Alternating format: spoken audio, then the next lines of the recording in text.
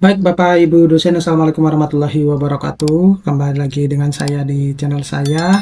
Nah, sekali ini saya akan sharing ya, terkait yang lagi rame. Ternyata tukin-tukin dosen, terutama mulai tahun 2020 hingga 2024 itu belum terbayarkan ya. Dan itu saya juga tidak tahu kenapa tukin pada tahun itu belum terbayarkan hingga saat ini. Yang justru terbayarkan itu yang tahun 2025, dan sepertinya teman-teman dosen itu menginginkan bahwa tukin di tahun 2020 hingga 2024 itu harus tetap dibayarkan karena itu merupakan haknya dari Bapak Ibu dosen semua ya. Oleh karena itu, tapi sebelum saya membahas lebih dalam terkait dengan ini, saya menginformasikan kepada teman-teman dosen bahwa bagi teman-teman dosen yang mungkin merasa kesulitan untuk menulis ya, jurnal-jurnal di Scopus, jurnal Sinta 1 hingga Sinta 6, kemudian menulis buku, dan lain sebagainya. Saya sudah membuatkan tutorial dalam bentuk e-book yang Bapak Ibu dosen bisa mendownloadnya melalui link yang sudah saya sediakan pada deskripsi dari video saya, atau bisa langsung ke link di bio Instagram saya, dan follow juga Instagram, Facebook, dan TikTok saya karena biasanya informasi yang berkaitan dengan webinar, penulisan artikel ilmiah, ataupun webinar-webinar yang lain, serta informasi terkait dengan dunia pendidikan biasanya saya share di sosial media saya tersebut. Jadi Bapak Ibu dosen, tanpa panjang lebar, kita ketahui ya bahwa memang tidak semua dosen itu mendapatkan tunjangan kinerja ya. Itu sudah jelas ya dari kalau kita lihat pada kebijakan, dasar kebijakannya. Jadi Perpres nomor 19 tahun 2025 itu pemerintah menyetujui pembayaran tunjangan kinerja bagi dosen ASN di lingkungan Dikti Saintek ya. Kalau di bawah naungan Menteri Agama itu sudah lama mereka mendapatkannya. Jadi mulai 1 Januari 2025 untuk 31.066 dosen ASN di bawah Dirjen Dikti Saintek itu telah menerima tunjangan tunjangan kinerja ini.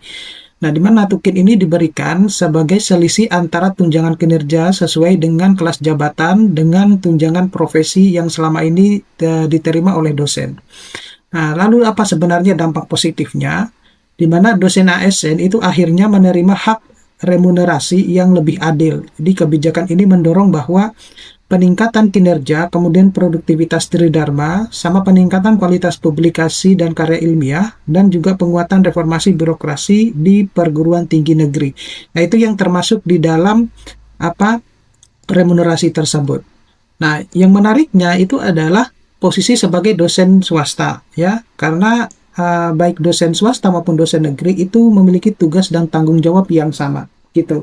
Nah, hanya saja untuk posisi dalam sistem pendidikan di dosen swasta itu bahwa dosen swasta itu kan bekerja di PTS ya, dengan badan penyelenggara berupa yayasan.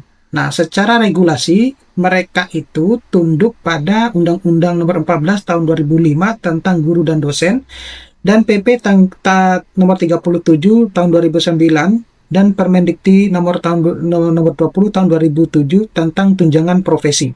Nah, menariknya ternyata Undang-Undang nomor 14 tahun 2025, saya mohon dikoreksi kalau salah Bapak Ibu dosen, terkait dengan Undang-Undang Guru dan Dosen, ternyata di situ dituliskan bahwa sebenarnya tidak ada perbedaan untuk penggajian semua dosen yang ada di Indonesia.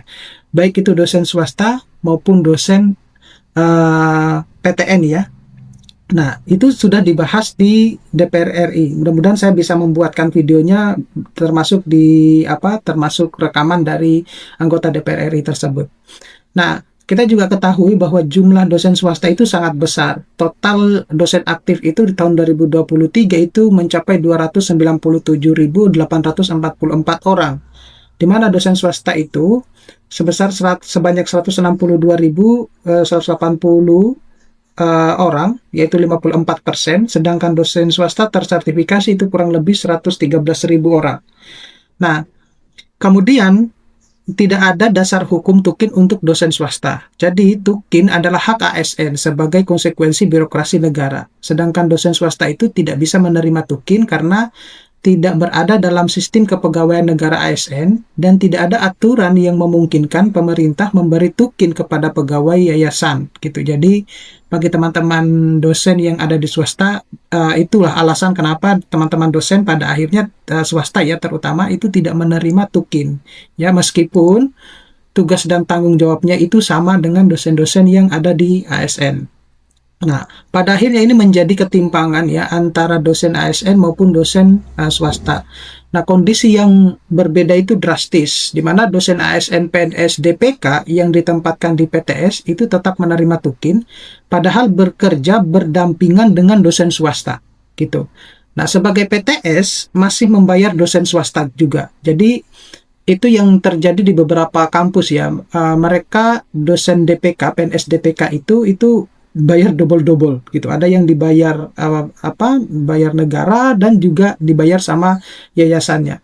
Nah, sebagai PTS itu masih membayar dosen swasta itu di bawah UMR, kemudian tanpa jaminan karir dan juga tanpa kontrak yang jelas. Bahkan ada yang menahan ijazah atau NIDN ketika misalnya ada dosen swasta yang mau pindah home base eksternal gitu. Nah, dampak ketimpangan ini menyebabkan bahwa dosen ASN itu bisa menerima pendapatan 3 sampai 6 kali lipat dari dosen swasta dengan jabatan yang sama, kemudian menimbulkan persoalan manajemen SDM di PTS. Nah, dosen swasta dalam posisi ini sangat lemah, tidak berani protes karena resikonya diberhentikan. Nah, lalu seperti apa dengan masalah struktural ya di PTS ya, dalam hal ini adalah tata kelola di PTS sendiri. Nah, di Indonesia itu memiliki 4.437 perguruan tinggi dengan 4.050 diantaranya itu adalah PTS, sebagian besar. Nah, jadi sebagian besar itu ada yang PTS kecil, ada yang lemah pendanaannya, atau yang dikelola yayasan yang tidak profesional.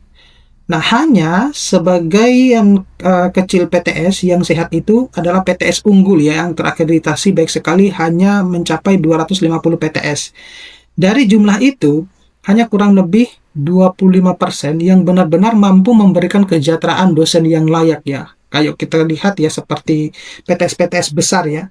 Kemudian praktik-praktik yang merugikan dosen itu misalnya ya, ada yang menahan ijazah atau sertifikasi dosen, kemudian menghambat pengajuan IDN, atau memberi kontrak informal tanpa kepastian karir ya, gaji tidak sesuai dengan standar pendidikan tinggi, kemudian tidak memenuhi hak dasar ketenaga kerjaan.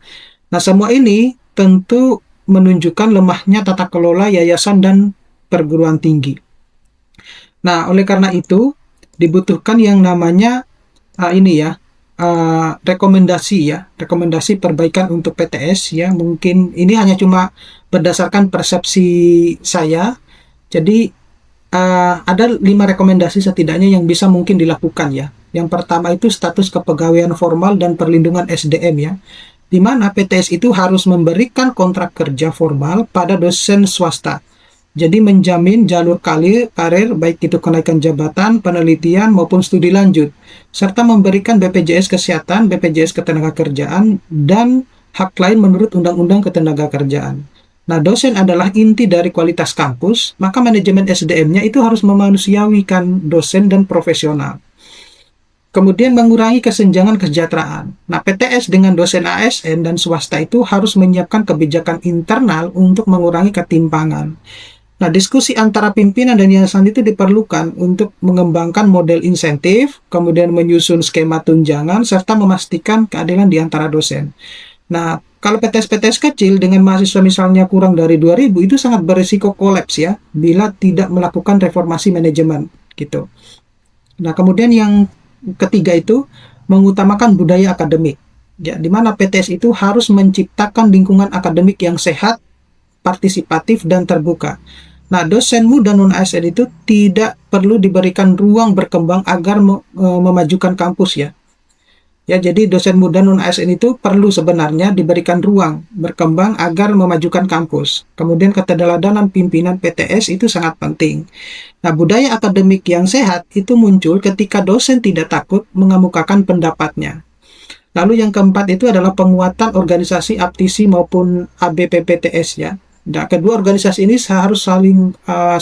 memperjuangkan ya kesejahteraan dosen swasta. Revisi Permendikbudristek nomor 44 tahun 2024 terkait dengan karir dan penghasilan dosen ya, yang sebentar lagi sepertinya akan berganti ya. Kemudian ada kejelasan status profesi dan insentif bagi dosen PTS. Dan yang kelima itu adalah pengembangan insentif berbasis kinerja. Jadi skema BKD itu harus dipandang sebagai alat strategis untuk mengukur kinerja. Jadi dosen produktif itu harus diberi insentif lebih besar.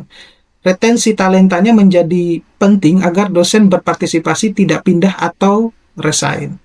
Nah, jadi kesimpulan utamanya itu adalah tukin dosen ASN itu sebenarnya ya itu sudah dibayarkan sejak Januari tahun 2025. Namun untuk tukin yang tahun 2025 saja. Sedangkan yang sebelum-sebelumnya itu masih diperjuangkan oleh teman-teman dosen ya, dan merupakan kebijakan besar dari reformasi birokrasi. Nah, dosen swasta itu tidak mungkin akan menerima tukin karena tidak memiliki basis regulasinya. Nah, posisi dosen swasta itu sangat lemah karena masalah tata kelola yayasan, kemudian gaji yang rendah, ketidakpastian status, dan tidak adanya perlindungan hukum. Nah, akibatnya itu muncul ketimpangan antara ASN dan swasta yang semakin besar dengan adanya tukin. Nah, momentum ini tuh seharusnya mendorong PTS dan yayasan itu untuk melakukan perubahan manajemen, kesejahteraan, dan budaya akademik. Oke, saya kira cukup sekian Bapak Ibu dosen. Mudah-mudahan ini bisa bermanfaat. Nanti kita akan ketemu pada video-video berikutnya. Saya Eri, Assalamualaikum warahmatullahi wabarakatuh.